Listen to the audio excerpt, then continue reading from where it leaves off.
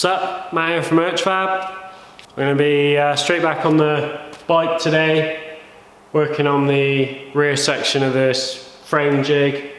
So the designs I've looked at so far basically just have some plates off of here with a load of holes in, and then some threaded bar going through the holes. Then you would just adjust some nuts in and out to basically locate where you want your axle brackets at the back. I want to do something a bit more substantial than that, and I want something that's a bit easier to release off of the jig once you've finished with all the welding. If you've got two threaded bars and everything's bolted on with nuts, you're going to have to thread everything through and undo all the nuts, which I want something that you can just sort of release, undo a couple of bolts, release, and take the frame out. The threaded bar system obviously works well because it seems to be the way that everyone I've seen does it, but I just want to do something a little bit different to that. So that's the goal for today. So I'm going to have two lengths of this, around 150. Then I'm going to cut 4 pieces of this at about 100mm. I'm going to drill and tap one end, and then turn the end of it down with the tapped hole to the size of the axle, so there'll be a shoulder. So whatever the width of that is will be the outside diameter, and then there'll be a turned down shoulder to the width of the axle, so the axle plate, the rear axle bracket, will slide over the end of that, and then you'll be able to bolt it on from the outside. This will so this will slide in and out of this piece.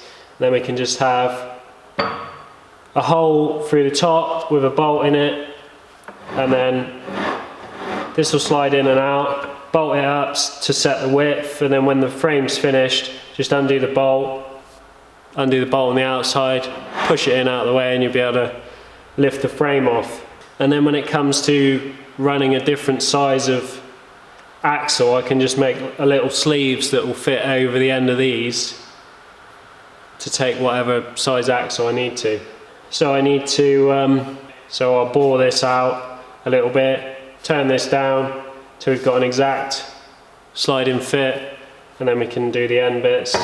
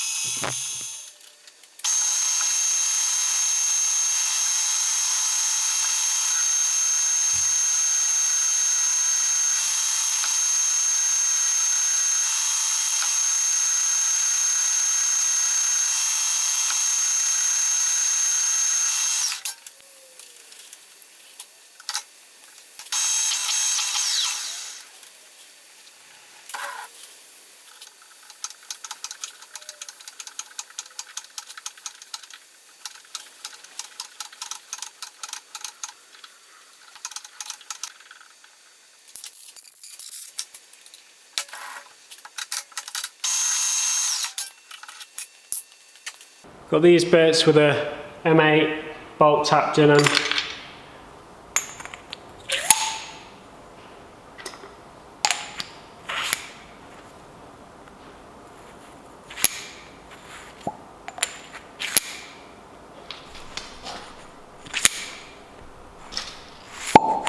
the most satisfying noise in the world. Oh. Oh.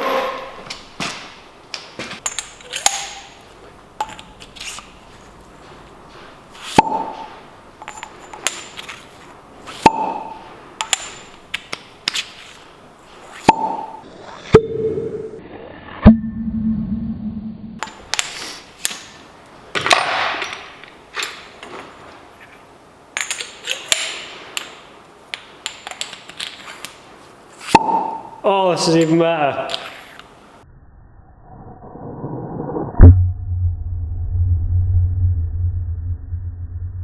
Right, so anyway, these need a little shoulder turning down on them, the diameter of the axle. So that's what I'm going to do now. I'm just going to do it like 5mm, and that'll be enough just to locate the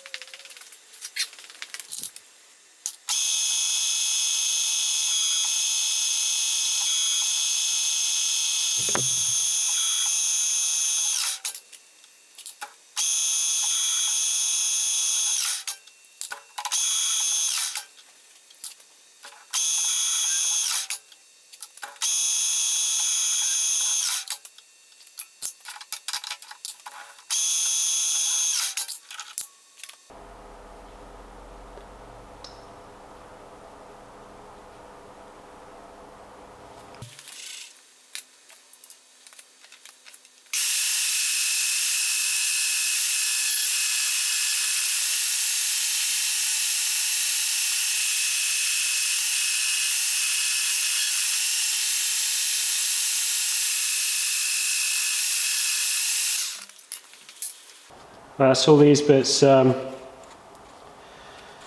Now I need to cut out the plates on the plasma table. I just drilled the holes. Those will have some bolts welded on, and those will be the pinch nuts. And I just drilled a hole in the middle so I don't get the like air trapping in there, making it hard to sort of slide these in and out. So what we got, pretty self-explanatory.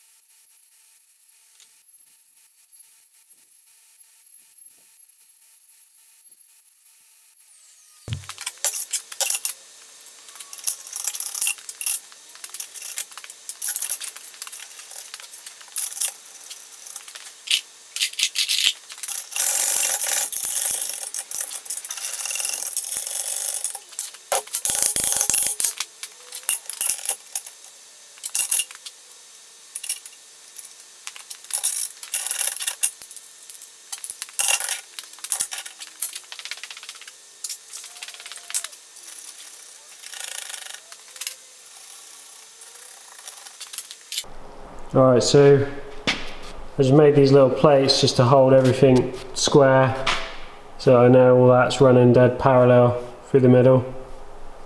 I'm going to flip this over, put it on this side, so then I can use the flat of this to just double check and make sure everything's dead flat and square.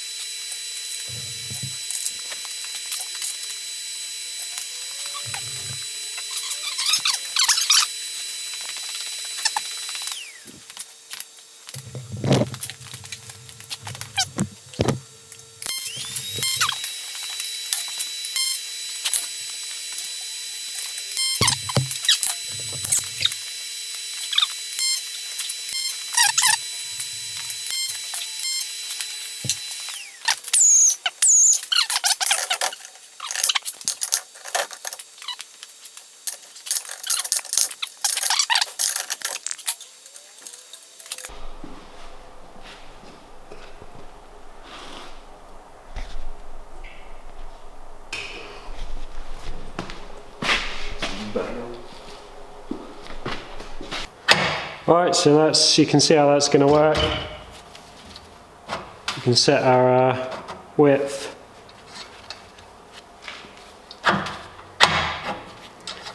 Pinch these down.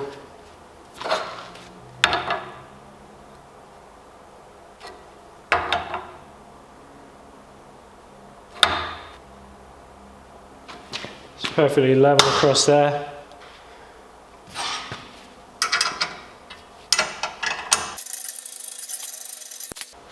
So it's got a 5mm step on that, so the plate will just sit over the top of there. You can use that again to sandwich it in, and then that can't go anywhere then. Alright, so all that's left now is I'm going to make a plate that sits on the middle, which will just be able to sort of slide along the length of it. 2 legs with some adjusting screws on it so you can set it up level, and that'll be it finished. So that'll be in the next video, doing those bits, and then we can get on with starting to actually make the frame. That's going to be it for this one. Cheers for watching, see you on the next one.